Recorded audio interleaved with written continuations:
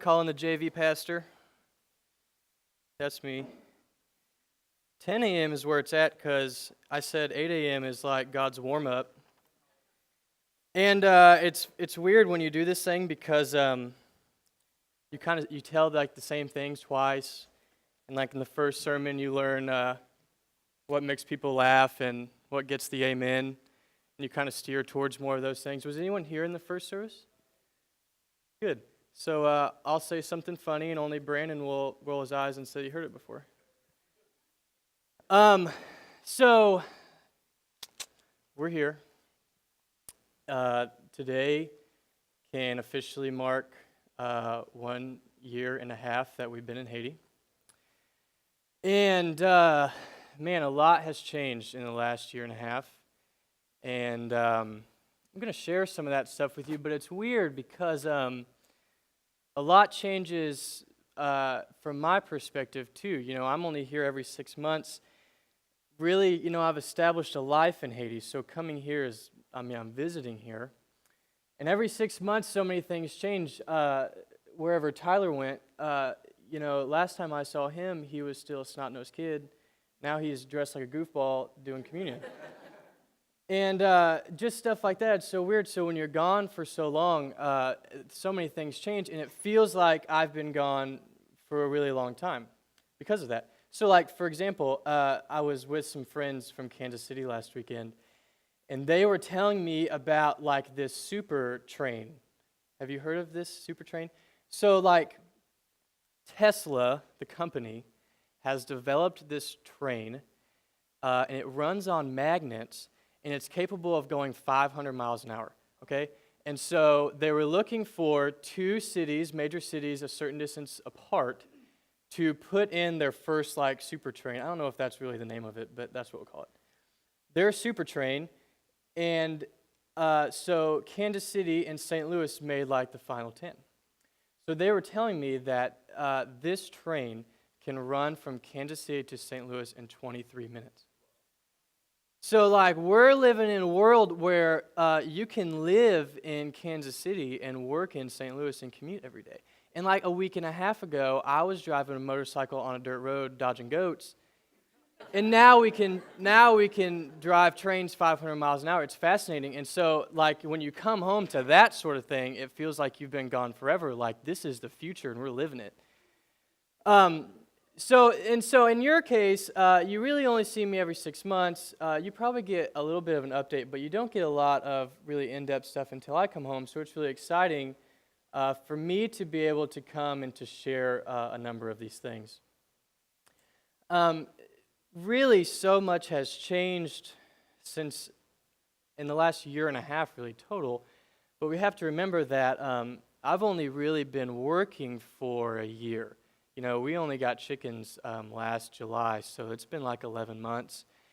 And so we have to think, wow, how far has this come in just 11 months? And it's really fascinating. Most of it is not necessarily tangible difference. And what I mean by that is, you know, we still partner with the same 3 farmers. Those same 3 farmers still have the same amount of chickens. So if you were to come 6 months ago and to come today, not a ton is different. I'm going to briefly hit on what is a little bit different. Do I have the clicker? Oh, here we go. First of all, I have 3 incubators in my bedroom that are hatching chicks like crazy. Picture on the top left is kind of gross, but that's where I'm living, in my bedroom. 3 incubators that are running all the time that are hatching. I think 2 weeks ago, we got finished hatching 40 chicks out of those things. All in my bedroom, and it stinks. It's awful. So on the bottom left is what we call our chick condo. This is a custom-built brooder that fits into my stairwell in my house. And so right now, as we're speaking, I have 40 chicks running around my house right now. And those stink as well, okay? So that's kind of what's going on. So our farmers are starting to breed their own chickens in my house. Like I said, I can't stress enough how just bad it smells. And so it's really exciting. The really only other difference is on your top right, these are some of the sons of the farmers that we partner with. None of our farmers can read or write. These three guys, they're about 12 years old-ish. All three of them go to school, and so they are responsible for keeping the books for our farmers. And so it's really remarkable, but those are really the only things that are really tangibly different. They're exciting things, nonetheless. But what I kind of want to stress is the difference that you can't really visibly see, and that is, how far the people that we have partnered with have really come in all of this process. They have learned a trade, they have gotten good at it, they have built confidence in it, and it's really remarkable. And I want to tell a story that kind of illustrates that, and it's really pretty interesting. Like I said, a year ago we got started, before we got chickens.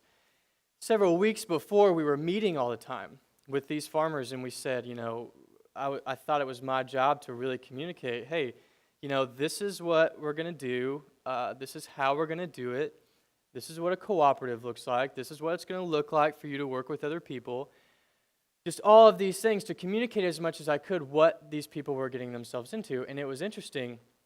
We met all this time, and every time we would have a meeting, those three farmers would go out and huddle together and have a real secretive meeting, after our meeting. And they did this for so long, and it got kind of shady. I'm like, what in the world are they talking about out there?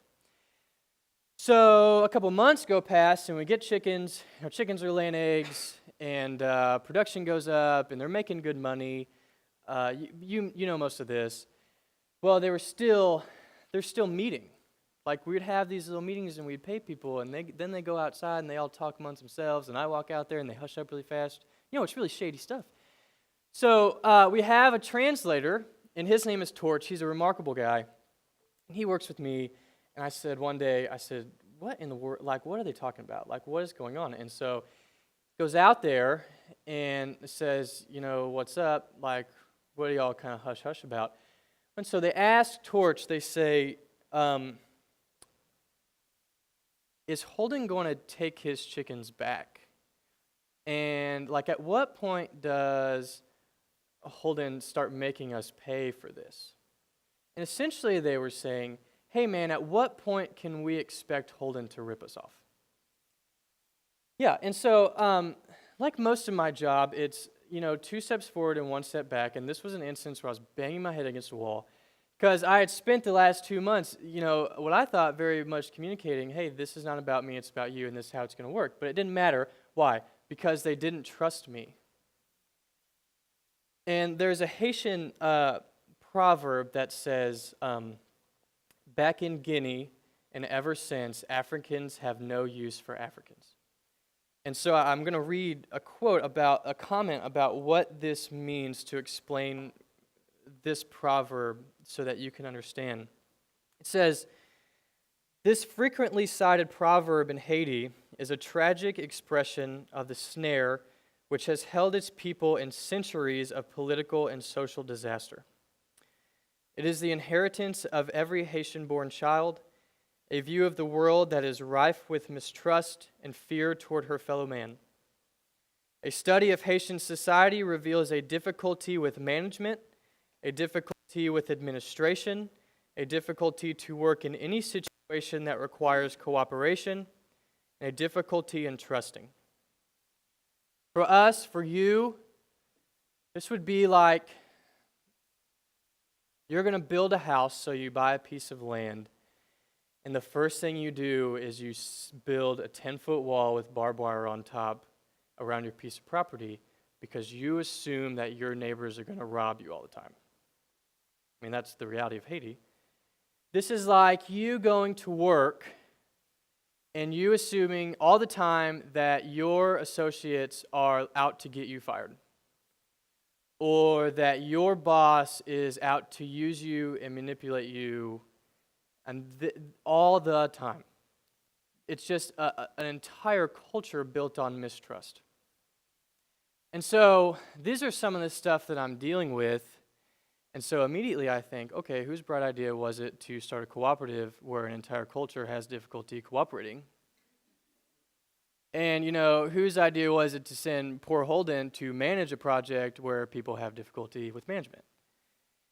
And this is some of the stuff that we're dealing with, but the exciting part is we worked through that because we focused on empowering.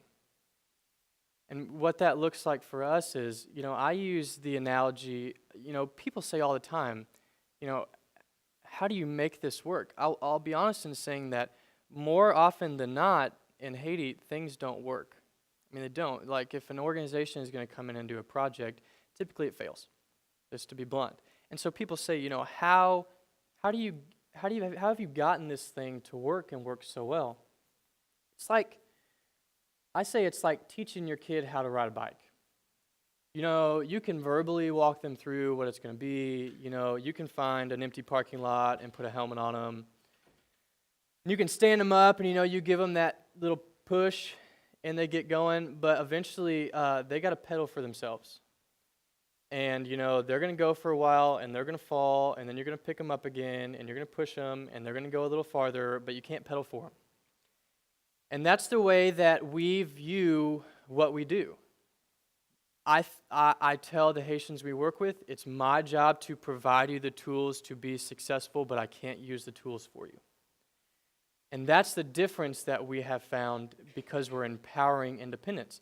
It's like going on a mission trip and building a house, but not teaching anyone there how to build a house.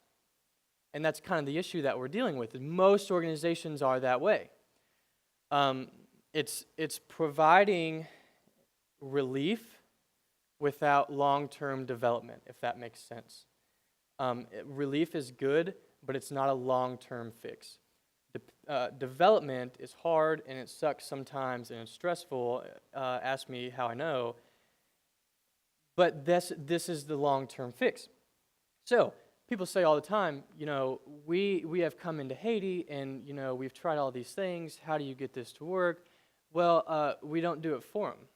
We found 3 people that are willing to work, and we give them the tools they need to succeed, and they succeed.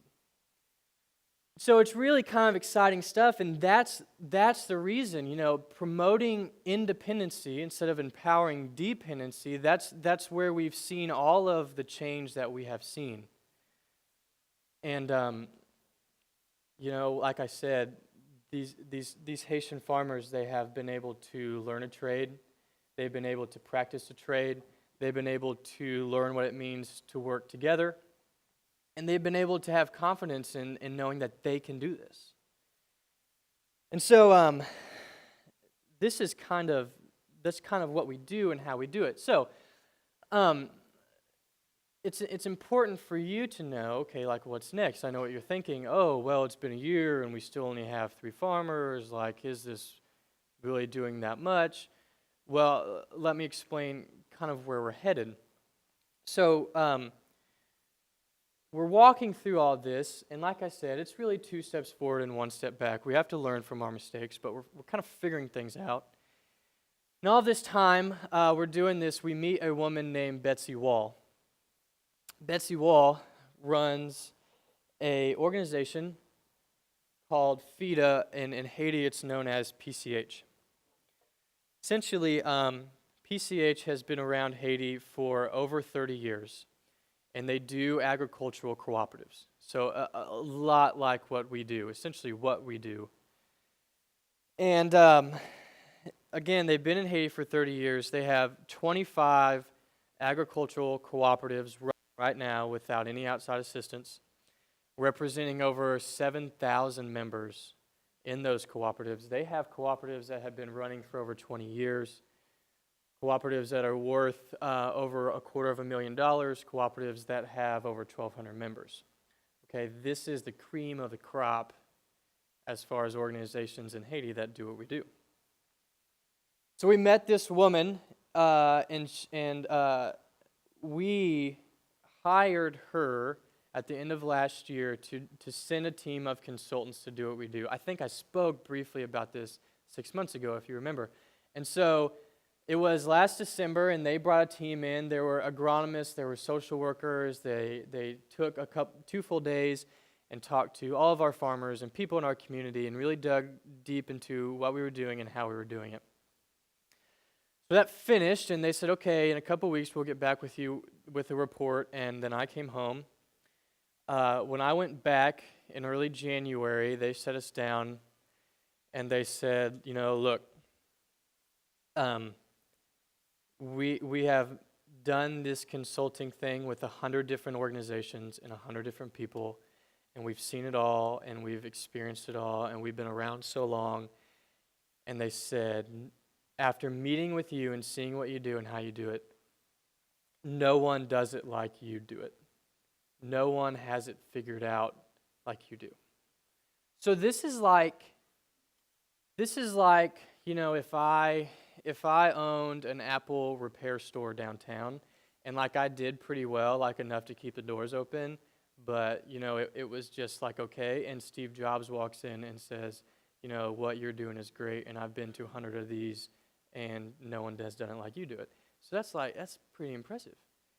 And on one hand, we're thinking, oh, like this, for grace of God, we've got this figured out.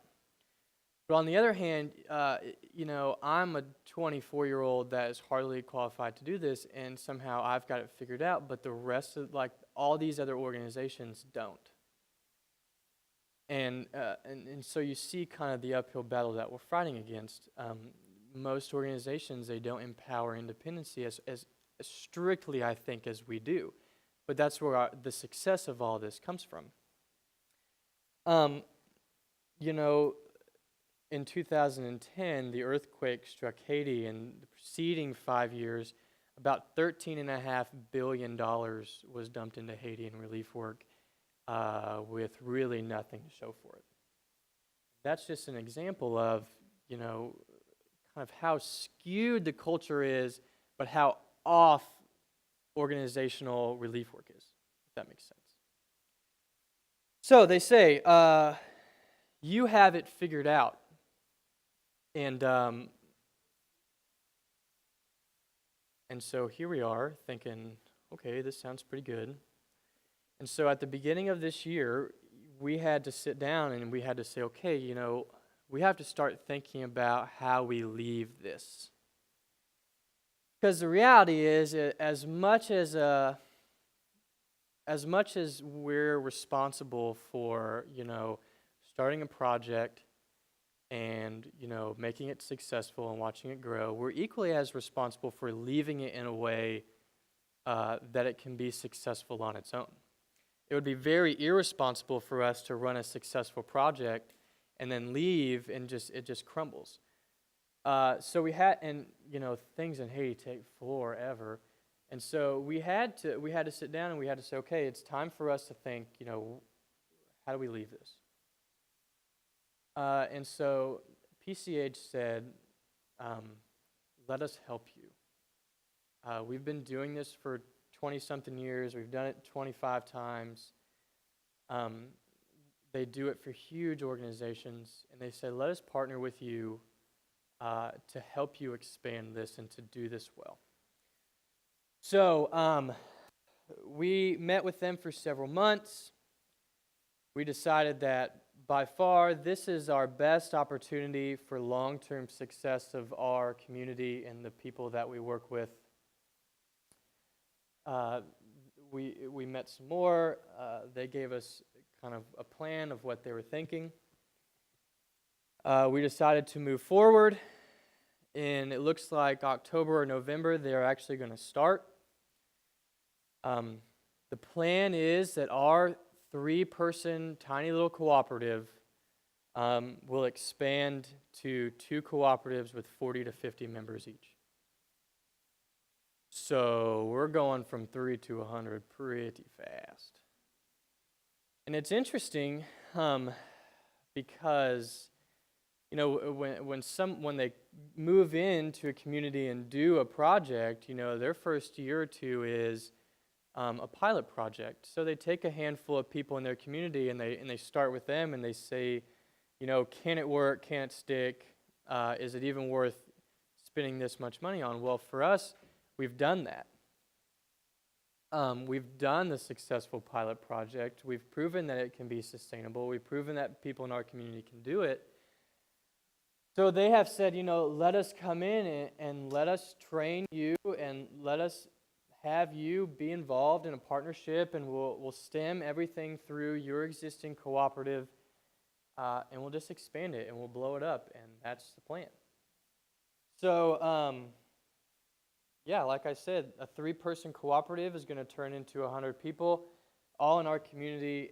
It's going to affect a great amount of community. And what they pride themselves on is every person in their cooperative makes enough money to send their kids to school, feed their family, and afford a doctor. Imagine, 100 people in this community being able to do that. And honestly, I don't know. I know maybe one person in the community I live that's able to do that financially. Now we're moving to like 80 to 100. So it's really kind of exciting stuff. So really that's what's next. And you know how kind of funny God works. And when you walk through a certain season of your life, really it's not until like the end of that or kind of after that you're able to look back and say, oh, this is kind of what God did. It's interesting because I'm at that place now. I can take a step back and see kind of the process of this whole thing, and to see that, really God had sent me to do the pilot thing, do the pilot project, to take 3 guys and to make this work and to make it successful, which leads me into the kind of the Jesus aspect of all this. I guess this is what you came here for. Matthew 17:20, which I think is up here, says, "Truly I tell you, if you have faith the size of a mustard seed, you will say to this mountain, 'Move from here to there,' and it will move, and nothing will be impossible to you." So my point is this. A year and a half ago, we were sending poor old Holden to Haiti. And we really didn't know what we were getting ourselves into. And we didn't know how we were going to make it work. And, I wasn't the most qualified guy to send. I have a BS in business administration, but it took me 4.5 years and 3 schools to do it. And so then we were all saying, oh, I don't know about this. But it was, if the church didn't have the faith to send me, and as humbly as I can say it, if I didn't have the faith to go, and if guys like Travis Haskell and Craig Payne didn't say, oh, you need to do it this way and not this way, and you need to do this, if all that didn't happen, all of these things wouldn't have happened, and 100 people in the community in which I live would not have an opportunity to make a living. That's the reality. And, I hope that when I come here, I communicate as much as I can and as best as I can the importance of you in all of this. Because, I'm the guy that goes and gets to live it, and, I live in the Caribbean, and it's great, right? And I'm the guy that gets to do that, but it didn't stem from me, is my point. It was the faith of the church first, and then it was me. It's interesting through all this because I will say, statistically, this should not have worked. More often than not, organizations will move into Haiti. I would describe Haiti as dysfunctional, totally. To give you an example of the dysfunctionality of Haiti, I was reading an article the other day. Haiti has a public electricity company. Now, it's not unusual for us to lose power 12 hours at a time. It's funny, like when you read Facebook and everyone's like, oh, we haven't had power for like 3 hours. Well, I haven't had it for 3 days. And it's like 90 degrees in my house, so suck it up. Um, I'm not bitter, but but so anyways, the public electricity company, so much of it is stolen from the line, and there is no billing system to the electrical company. Like, you don't get a bill in the mail. How does that work? It doesn't, because only 30% of the power produced is billed for and charged. 30%. So that's like, who is it? Like Boone Cooperative or whatever, only charging 30% of the power that they produce. And that's just so dysfunctional, right? And so the government has to spend 10% of its total budget a year to buy power from foreign private companies to supply their own public power system with enough power to serve the country. It's dysfunctional. And so when organizations try to move into this place and they try to do things, seriously, more often than not, it fails. And unless you've been, Tracy, Sally, unless you've been, you really don't get it, but you have to trust me when I say, look, this should not be working. It shouldn't be. And so it is by the grace of God only that this works. I don't know how else to explain it. I don't know how else to explain this is why it works and how it works. I can only tell you what we've done, but the reality is only by the grace of God is this able to work, because statistically speaking, it should not. It should have failed a long time ago. And it's interesting because a year and a half ago, when this church had the faith to send me, and I said, all right, let's do it, there was really a big question mark about how we were going to make this work. There really was. How this church was going to support me, how we were going to do all this. There was just a lot of question marks, and we didn't know how we were going to do it. But the idea was that, we didn't know how we were going to do it, but that was the point, because at the end of all this, we could say, look what God had done, not what we had done. And here at the end of the year, we're going to start the process of moving from a 3-person cooperative to a 100-person cooperative, and look what God has done.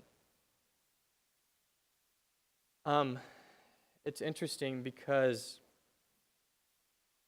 in the last year and a half, you could probably, Tracy, you could probably imagine what my day-to-day life is like because you lived it. For most of you, you can't. So, I live in a city of 300,000 people, about the same square mileage as Centralia. So it's like Centralia except with 300,000 people. And there's just people everywhere, and it's loud, it smells bad, and everything that I do is stressful and frustrating. And so think about, who you are when you're stressed and what type of person you are. Okay? And now you could have a bad day at work and go home and it'd be fine, but I can have a bad day at work and go home and then the power goes out for 12 hours and it's 90 degrees in my house. There's just no getting away from it. And so just think about who you are when you're so stressed, and this is my life.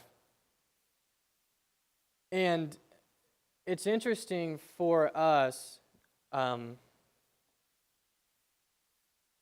be able to look at our own lives in a way that, the hard times in our life is sometimes what God has led us into. I would tell you that this season of my life is not necessarily about my happiness, and that's okay. I would tell you that this season of my life is about my growth and my maturity. Not every season of your life will be about your happiness, right? And that sucks for us. And for Americans, that's really a hard pill to swallow. We think that everything about our life should be about comfort and happiness, and that God should lead us into that.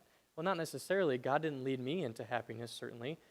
90 degrees in my house doesn't feel like happiness to me.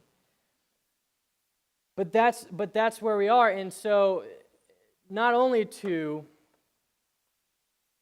think about God and to think about your life and to pray in a way where you're not necessarily praying for happiness and for comfort. But, how many of us are praying for a season of growth even if it sucks? And how many of us are saying, even if this sucks, I'm going to go about it in faith. And just like this church did a year and a half ago, don't really know where we're headed. There's a lot of question marks. But at the end of the day, we want to let go of control of all of this. And we want to put God in the limelight, and we want to step back into the background. The reality of this whole journey. I mean, think about, where we were a year and a half ago, and even 6 months ago, and now today, I show up with good news. Hey, we're going from 3 to 100, and that's really a big deal. Well, think about this journey, and that's what it's all about. To see what God has done in a season in which we had to step out in arguably the most faith we have had to step out in a long time. And people like Ronnie and Mark and Sean and guys who really walked through that process know that most of all. But God has blessed that. And God has walked with us, and God has been faithful. And He has loved us, and He has taken a kid that does not belong on a farm and turned him into a chicken farmer. And He has taken a church that should not be prepared and equipped to do this, and He's done it. You are responsible for 100 people in a community to have an opportunity at a living. And I think it's my job to communicate that fully, that it's not just me. I'm just the guy that drew the short straw of going, it is this church that is responsible for doing that.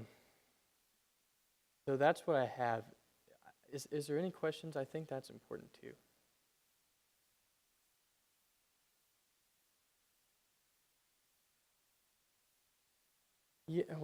Yeah, that's an aspect of my life. People, I have to tell a starving person I don't have food every day. But yeah, and when this co-op expands, that will root from our existing co-op, that will root from the families that are already in our programs, that will root from our community. So people that know me, people that know us, people that know of our existing business and know what we do, those people in our community will have an opportunity to step forward and to be a part of this. Is there anything else? All right, so I talked enough to answer every question. Let me pray. Is there anything else after this, or am I the closing ceremonies? All right, let me pray. And then, when Jed's not here and he doesn't do the announcements, we get out of here pretty good. Let me pray. Huh? No, I'm trying to say you went the right speed. Someone goes too slow. Let me pray, and then you can go get your kids. We all got Dos Arcos to eat anyway. Let's get out of here, you know what I'm saying? Okay, so let me pray. Father God, thank you. Thank you for loving us. Thank you for blessing us. And thank you for being faithful to us. We don't deserve any of that. There's nothing we have done that has made us qualified for that. There are no boxes that we have checked to say we're up for blessings or, we're qualified and it's our turn for you to be faithful to us. It doesn't work that way. But Father, for some reason, you are faithful to us. And I don't think there are enough words to express our gratitude, not only from me, but from a church. Not only from Haiti, but for everything we do. You know, this should not have worked. I should not be standing here with the things I have to say. I should not be here with the success that we have had. It just shouldn't work. But you have been faithful through it all. You have shown exactly who you are through all of this as well, and you have shown, I pray, this church who you are through this journey. Father, help us to follow you. I know so many times, Father, we want to take control of our own lives.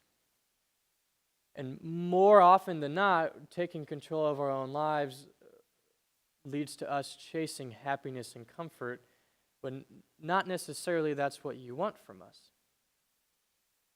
Father, help us to give you these things in which we should give you. Father, help us to move back into the dark and to put you forward. Push your Son and who you are and your Spirit within us forward, that we may follow you into whatever you're leading us with. Father, this is more than just Haiti.